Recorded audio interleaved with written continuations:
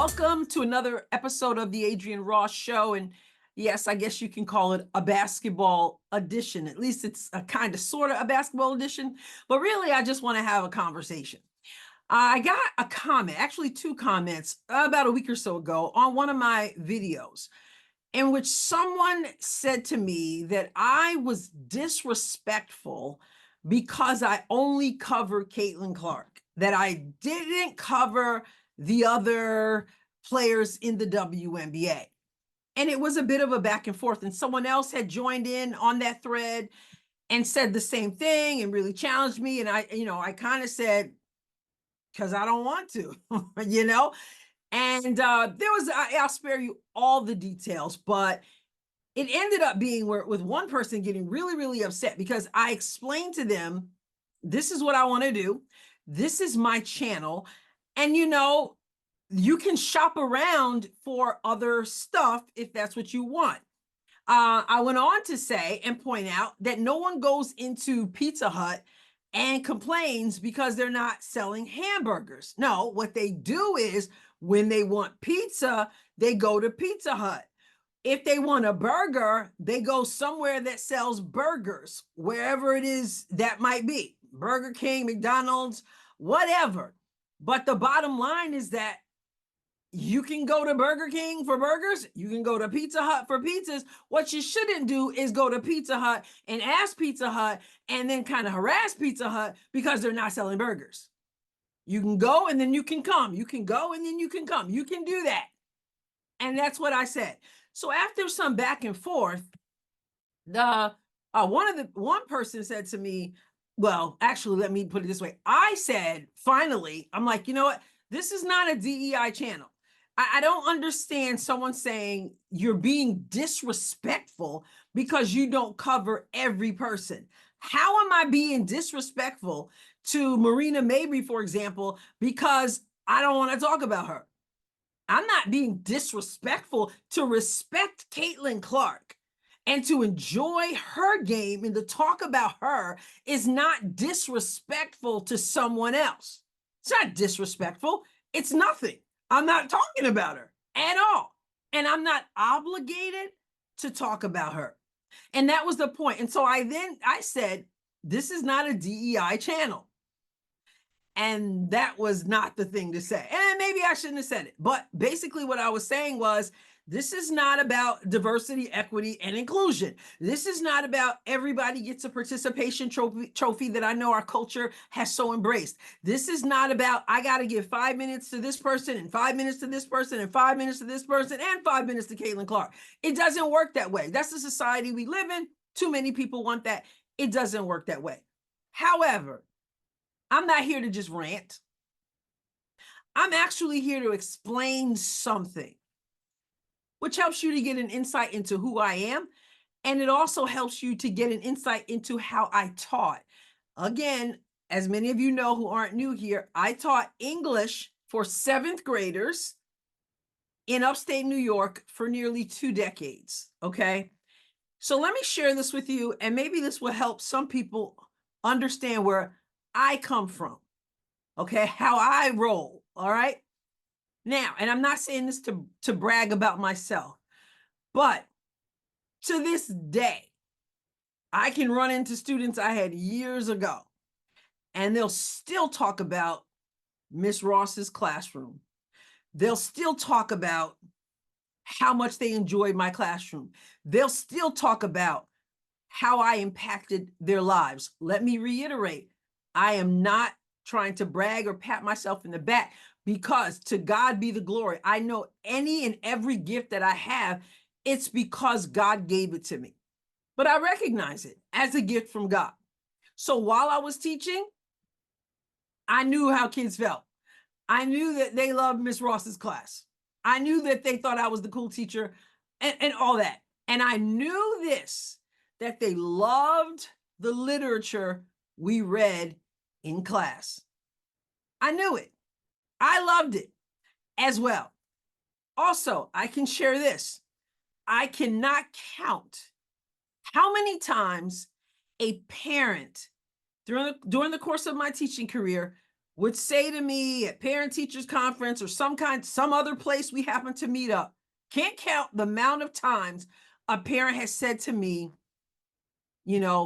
my child has never liked English before.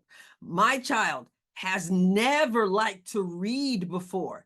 Now, little Johnny or Miss Shaniqua or whomever comes home talking about the books you're reading in class. I taught 7th graders. They come home, they're talking about the books, they're talking about your class. They can't wait to get back to reading where you left off. They love it. And this would be my answer every time a parent or anyone else would talk to me about something like that. My answer is this. The reason why they're passionate about the books that we read is because I never read a book with my class that I'm not passionate about. I never read a book, a story, or whatever that I'm not first passionate about. So what your child is detecting is the passion that I come into the classroom with. I'm not going to come up in there and just, we got to read this. Okay. Turn to chapter 2 where we left off. No, they sense it. They're enjoying it because I am presenting it in such a way. And it's contagious. That's just the way it works. Now, that was before they tried to ruin education for kids and everything was about the test now. Everything's about Common Core and all the other stuff that I went through and that many have gone through. That's just sucking the life out of people. But when I had the freedom to choose the material that I was going to use in my class, I'm not picking something I'm not passionate about. Why? Because that's going to translate to them and they're not going to be passionate about it. They're not going to want to read about it. They're not going to want to write about it. They're not going to want to talk about it. And you know what you got? You got some bored kids who are not getting anything out of it and who therefore become a discipline problem. Okay? So that was what I would say to parents. Yeah. It seems like I'm passionate because I am, and I don't do material I'm not passionate about. So what am I saying? Same thing now, these years later, that I have this channel in which, among other things, I talk about basketball now. Understand, as many of you already know, it was Caitlin Clark that brought me back to watching the WNBA. It was Caitlin Clark that made me want to do a video about Caitlin Clark. Started in, NCAA. And I said, wow, this girl has talent. This girl is exciting. There's a whole lot of conversation surrounding Caitlin Clark. I started talking about it. What happened? Other people said, we want to hear more about it. We want to hear more about it. And it's been a journey. And it's become a community, and some people come and some people go, and some people think if she's only going to talk about Caitlin Clark, I don't want to, and I'm not saying I never talk about anyone else. I never talk about a team other than the Fever, and that I never will. The point is, I'm only going to talk about what I feel like talking about. I might talk about something else here and there, but when you're talking about on the steady, on the regular, if I'm not passionate about it, I'm not going to do it. So the answer to the question, why do you talk so much about Caitlin Clark and not so much about all the other WNBA players no one else is talking about either? The answer is because I'm passionate about what Caitlin Clark brings to the court, the way she presents herself off the court. And really, as I've shared before, sports is a microcosm of society. The whole thing surrounding Caitlin Clark, whether you're talking about athletics, whether you're talking about the media, whether you're talking about race, the Caitlin Clark issue is an issue so much more than putting a ball through a net. And I'm passionate about the whole thing. You don't want me, I tell you that. You don't want me up here talking a whole lot about something I'm not passionate about. And when it came to literature school, for those of you who like to read, For me, everybody knew it and they still would know it. And they still talk about it. I loved the book To Kill a Mockingbird. Have it right here. To Kill a Mockingbird, I believe, is the greatest novel ever written.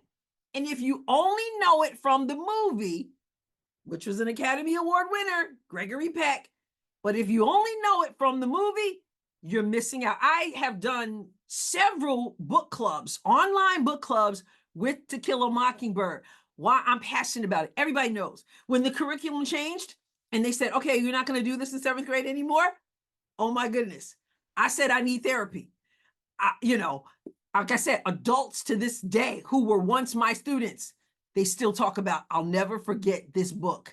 And I was passionate about, I still am passionate about it. And I've done the online book clubs and we're passionate about it together. And in fact, it's about time for me to do another one. So actually, if you're interested, if you've never read this book, or you've only seen the movie, or you read it, but you want to read it again with someone who's passionate about it, my email address, AdrienneRossCom@gmail.com. Shoot me an email, tell me you're interested, and maybe we'll get something on. It'll be a small fee to participate in the book club, but it's about time to do this again. Everybody loves it. So To Kill a Mockingbird, they used to joke and say, I'm in therapy. She's in therapy because she's not doing To Kill a Mockingbird anymore. But the kids would go home, they talk to their parents, they come to school, Miss Ross, I understand we're doing this today. Can we get to the book? Can we get to the book? Yeah. And another book that I've done book clubs on that I'm passionate about is called The Giver. The Giver, powerful book, supposed to be science fiction, till every year you realize that our culture is becoming more and more like The Giver. I've done book clubs on this as well. I was passionate about this. So it translates. So the answer to the question of why I'm covering Caitlin Clark is just like, why are you doing To Kill a Mockingbird? Why are you doing The Giver? Why are you doing the other story and the poetry, the Maya Angelou poetry, the Langston Hughes poetry you're doing? I'm doing it because I'm passionate about it and it's in the presentation. So if I'm passionate about it, my students are gonna pick up on that. Before we ever open the book, we're already doing introductory things, which we're talking about things that pertain to the book, getting them excited. It's in the presentation. And if I'm passionate, then they're gonna feel it and they're gonna be passionate. And the next thing you know, they can't wait to pick up a book. And isn't that what we want? And then their parents are saying, thank you for what you bring to the table, for what you've done for my child. And then they become adults. And I'm still hearing from them saying, wow, still saying, wow. So I'm relating that as well to basketball. I will cover some things that I'm not over the moon about here and there, but it's going to be really, really rare for the most part. There may be some changes coming to the channel and other things, but for the most part, I'm going to be talking about what I'm passionate about. I've always been passionate about sports. I've always been passionate about basketball, but I lost, life happens and priorities change. And the WNBA, honestly, after initially being completely passionate about the Houston Comets and watching all of the WNBA, honestly, it wasn't able to keep me. But Caitlin Clark grabbed my attention, brought me back, and now I've tapped into a passion that was there, but was lying dormant. So if you really want to know, why aren't you covering absolutely everybody? It's because absolutely everybody didn't capture me. It's just that simple, And so I just wanted to have this heart-to-heart talk. What do you think? How do you feel about it? Should I be covering every player? Should I be having, 5 episodes on Kennedy Carter? And should I be having 5 episodes on Asia Wilson and 5 episodes on Angel Reese and 5 episodes on whoever? I don't know. We could come up with Breanna Stewart and 5 episodes on Kelsey Plum and then 5 episodes on Caitlin Clark. Or should I just do what I want to do on my channel and talk about what I'm number one passionate about? But also, let's be honest, it's what other people want to hear about. If they really wanted to hear about all these other players who've already been in the league, then the ratings wouldn't have been what they were. Then people would have tuned in to the Olympics. I'm talking about what fires me up. And I also have the common sense to know that I don't want to talk about something in the sport of basketball that people are not interested in. But it starts here.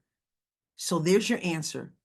So those of you who got upset with me, maybe you'll hear it. I know one person, once I said, listen, this is not a DEI channel, she got ticked off and she was like, I'm done. You did not go there. You did not go there.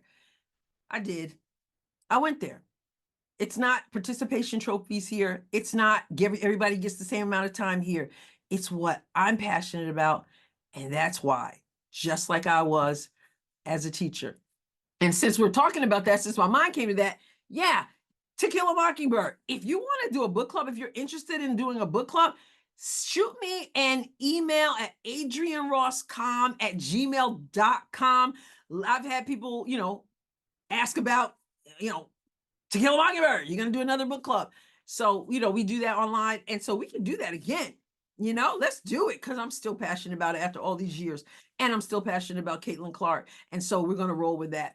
All right. We are approaching 16,000 subscribers. It's taking me too long to get there. Hit that subscribe button.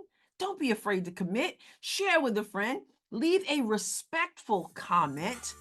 And I'll catch you next time, God willing. God bless you abundantly.